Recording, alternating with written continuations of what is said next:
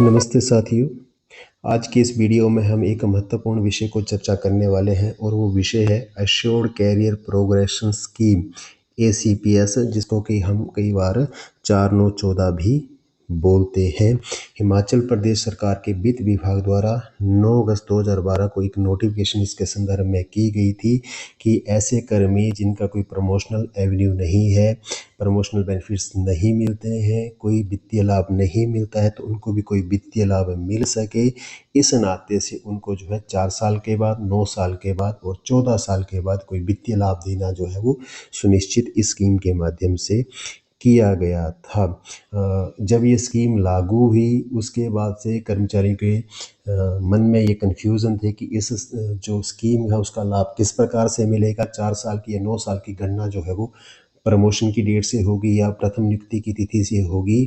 और आज भी बड़े सारे कर्मचारियों को जो है इस विषय को लेकर कन्फ्यूजन है कि ACPS का लाभ जो है वो किस प्रकार से मिलता है। तो अगर हम सरकार की जो नोटिफिकेशन समय पर जाए, चाहे वो जुलाई 2014 की क्लैरिफिकेशन हो, चाहे वो नवंबर 2016 की क्लैरिफिकेशन, अगर उनको हम ध्यानपूर्वक से अगर उनका अध्ययन करते हैं तो मुझे लगता है कि कोई कन्फ्यूज़न की गुंजाइश नहीं रह जाती। इस वीडियो के माध्यम से ये प्रयास हुआ है कि आपकी जो कन्फ्यूज़न हो इस विषय को लेकर वो दूर हो, और मुझे लगता है कि इस वीडियो के बाद आपकी कोई ऐसी ACP के बारे में 4914 के बारे में कन्फ्यूज़न नहीं रह जाएगी। 9 अगस्त 2012 को जब ये स्कीम जो थी सरकार द्वारा नोटिफाई की गई तो उससे पहले भी विभागों में एक ACPS जो की स्कीम जो थी वो प्रचलित थी, जिसको कि हम 8, 16, 24, 32 के नाम से जानते हैं, जो कि 1996 की पे स्केल में लागू हुई थी। 8 साल के बाद, 16 साल के बाद और 24 साल, 32 साल के बाद इसका बेनिफिट जो था वो मिलता था। लेकिन जब ये स्कीम लागू हुई ACPS की 4/9/14 की, तो 8, 16, 24, 32 स्कीम को डिसकंटिन्यू कर दिया गया था। परंतु हाँ, उसमें ये विकल्प दिया गया था कि अगर कोई कर्मचारी पुरानी स्कीम के साथ ऑप्ट करना चाहता है तो वो कर सकता है। ये जो 4/9/14 की स्कीम जो नोटिफाई की गई थी, ये रेगुलर एम्प्लॉयज़ के लिए थी। और वर्तमान में इसकी क्या स्थिति है, क्या इसका स्टेटस है, तो वर्तमान में इस स्कीम को जो है वो 3 जनवरी 2022 से जो है वो बंद कर दिया गया है, जब से हमारे 2016 के जो पे स्केल से उनकी नोटिफिकेशन हुई है। बंद कर दिया गया है मीन्स हमारे ऊपर उसका क्या प्रभाव पड़ेगा, तो उसका प्रभाव ये पड़ेगा कि 3 जनवरी 2022 और उसके बाद जो भी कर्मचारी नियुक्त होंगे, नियमित होंगे, उनको इस स्कीम का लाभ नहीं मिलेगा। और पूर्व में नियुक्त जो कर्मचारी हैं 3 जनवरी 2022 से पहले के, अगर उनका कोई बेनिफिट जो है वो इस 3 जनवरी 2022 के बाद बनता है तो उनको भी स्कीम का बेनिफिट नहीं मिलेगा। तो बंद करने से कर्मचारियों के ऊपर इसका ये प्रभाव जो है वो पड़ेगा। अब ये स्कीम किस तरह से लागू होगी, क्या इसकी जो विशेषताएं थी उसको हम डिस्कस करते थे। तो जैसा कि हमने कहा कि यदि ऐसा कोई कर्मचारी है जिनको कि प्रमोशनल बेनिफिट्स नहीं मिलते हैं, अन्य कोई फाइनेंशियल बेनिफिट इन्हांसमेंट नहीं मिलती है, तो उनको जो है 4 साल की सर्विस के बाद, 9 साल की सर्विस के बाद और 14 साल की सर्विस के बाद जो है वो 3 बेनिफिट्स कम से कम मिल सकें। जब ये स्कीम लागू हुई थी तो उसमें सेम कैडर और सेम पोस्ट की बात भी कही गई थी। दूसरा, इसमें ऐसा कहा गया है कि यदि कोई कर्मचारी जिसने प्रमोशनल बेनिफिट्स भी ले लिए हैं और अन्य फाइनेंशियल बेनिफिट्स भी ले लिए हैं, तो इन फाइनेंशियल बेनिफिट्स को जो है वो नई जो ACPS स्कीम है 4/9/14 उसके अंतर्गत एडजस्ट किया जाएगा। ये स्कीम जो थी वो, बेशक इसकी जो नोटिफिकेशन थी वो 12 में हुई थी, 2012 में हुई थी, लेकिन इसको जो लागू किया गया वो बैकडेट से किया गया, 27/8/9 से लागू इसको किया गया। इस स्कीम के अंतर्गत जो है वो एम्प्लॉय जो है वो तीन प्लेसमेंट अर्थात वो 3 हायर ग्रेड में जाएगा और साथ ही साथ उसको हायर ग्रेड में जाने के साथ साथ 3 इंक्रीमेंट का लाभ भी मिलेगा, जो कि 2014 की जो जुलाई की जो क्लैरिफिकेशन है उसके अनुसार। और इसमें एक और महत्वपूर्ण बात है कि अगर किसी कर्मचारी के जो 4 साल हैं वो 27/8/9/2000 9 से पहले पूर्ण होते हैं, 5 में होते हैं, 6 में होते हैं, 7 में होते हैं, जब भी होते हैं, लेकिन उसको जो इंक्रीमेंट का 4 साल या 9 साल या 14 साल का जो लाभ मिलेगा वो 27/8/9 से ही मिलेगा। 27/8/9 से ये लाभ जो होगा वो नोशनल होगा और 9/8/12 से ये जो है वो एक्चुअल लाभ मिलेगा, यानी कि उसको जो है वो वित्तीय लाभ, फाइनेंशियल लाभ जो है वो एक्चुअल 9/8/12 से मिलेगा जब इसकी नोटिफिकेशन हुई थी। अब इसमें कुछ और कंडीशंस को भी हम चर्चा करते हैं कि 9 अगस्त 2012 की जो नोटिफिकेशन थी उसके अनुसार ये था कि ये स्कीम जो है उसमें सेम कैडर और सेम पोस्ट की बात जो थी वो कही गई थी, यानी कि गणना जो की गई जाएगी 4/9/14 की वो सेम पोस्ट की गई। तो इसके आधार पर उस समय बड़े सारे कर्मियों ने जो थे आफ्टर प्रमोशन भी 4 साल का लाभ जो था वो ले लिया था, परंतु विभागों जुलाई 2014 की क्लैरिफिकेशन करने के आने के बाद कई सारे विभागों में उनकी रिकवरी भी हुई थी। और उसके बाद जो था वो परंतु 7 जुलाई 2014 की जो क्लैरिफिकेशन आई तो उसमें ये क्लियर किया गया कि यदि कोई कर्मी जो है उसने 3 इन्हांसमेंट फाइनेंशियल एडमिशन, चाहे वो 8/16/24 के अंतर्गत हो या कोई प्रमोशनल बेनिफिट्स लिए हो, एनुअल इंक्रीमेंट या जनरल जो पे रिवीजन उसको छोड़कर, तो वो जो है वो 4/9/14 स्कीम के अंतर्गत लाभ पाने का अधिकारी नहीं होगा। और इसमें एक और कुछ बातें और भी कही कि अगर उसने 4/9/14 के लाभ ले लिए हैं और उसकी उन लाभों को लेने के बाद नॉर्मल प्रमोशन होती है तो उसको प्रमोशन का जो बेनिफिट है उसकी सर्विस में वो यथावत ही मिलेगा जैसा कि वो पहले लेता रहा है। एक 26/2/2013 को सरकार ने एक लेटर जारी किया और हम सभी जानते हैं कि 1/10/12 को हिमाचल प्रदेश सरकार ने अपने कर्मियों को जो था वो ग्रेड पे का एक लाभ दिया था कि ग्रेड पे जो थी वो इन्हांस की गई थी। तो 26/2/2013 के लेटर के आधार पर इस ग्रेड पे रिवीजन को जो था वो फाइनेंशियल बेनिफिट इन्हांसमेंट माना गया, अर्थात इसको भी जो है वो 4 या 9 या 14 साल के बेनिफिट के बराबर माना गया। यानी उसमें से अगर किसी के 4 साल जो है, 9 साल जो है, 14 साल जो है वो इस डेट के बाद होते हैं तो उसको एक बेनिफिट माना जाएगा और 4 या 9 या 14 साल का जो भी होगा वो बेनिफिट नहीं मिलेगा। ऐसी 26/2/2013 की भी एक लेटर है। अब 3 नवंबर 2016 को सरकार द्वारा फिर एक इसके ऊपर क्लैरिफिकेशन जारी की गई और उसमें बिल्कुल क्लियर कर दिया गया कि इस स्कीम का लाभ जो है वो किस प्रकार से मिलेगा। तो इसमें सबसे पहले तो ये क्लियर किया गया कि 4/9/14 सालों की जो गणना है वो प्रमोशन की दिनांक से ना लेकर उसकी जो इनिशियल अपॉइंटमेंट की डेट है वहाँ से की जाएगी। और जब हम जो है वो इन बेनिफिट्स की जब गणना करेंगे इस स्कीम के अंतर्गत तो 14 साल 4 साल 9 साल 14, तो उसमें जो प्रमोशनल बेनिफिट्स हैं 8/16/24/32 का या अक्टूबर 2012 का जो ग्रेड पे का बेनिफिट है उसको भी इसके अंतर्गत जो है वो एडजस्ट किया जाएगा। अर्थात वो अगर किसी ने 4 साल होने से पहले जो है वो एक बेनिफिट ले लिया है तो उसका 4 साल का बेनिफिट उसको उसके एडजस्ट हो जाएगा, वो नहीं मिलेगा। उसके 4 और 9 के बीच में फिर उसको कोई प्रमोशन मिली है तो 9 साल का बेनिफिट वहाँ पे एडजस्ट हो जाएगा। और उसके बाद अगर 14 साल पूर्ण होने से पहले उसने ग्रेड पे ले ली है या कोई अन्य बेनिफिट मिली तो उस स्थिति में उसको 14 साल का बेनिफिट जो है वो नहीं मिलेगा। अब हम कुछ एग्जाम्पल से जो है वो इस स्कीम को जो है समझते हैं कि इस स्कीम में बेनिफिट जो है वो किस प्रकार से सुनिश्चित हो सकता है।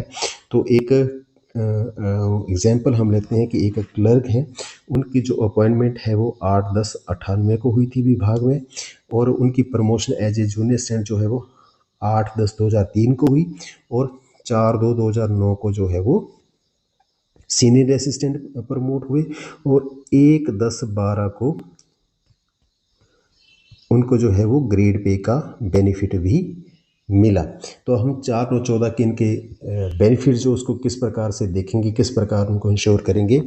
तो 4 साल जो इनके पूरे हो रहे हैं वो हो रहे हैं 8/10/2002 को, परंतु हमने चर्चा किया कि स्कीम का लाभ जो मिलेगा वो 27/8/2013 9 से मिलेगा।